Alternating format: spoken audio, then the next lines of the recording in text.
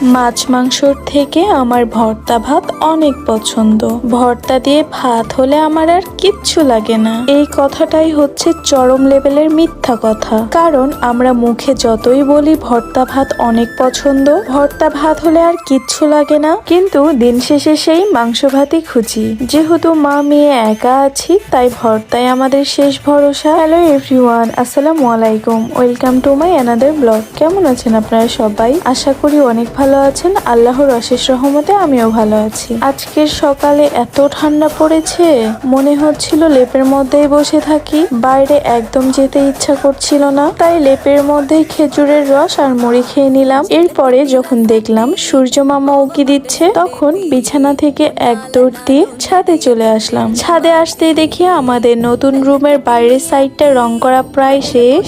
এক কোটিং দিয়েছে, আরেক কোট দিবে, মানে শুকোতে দিয়েছে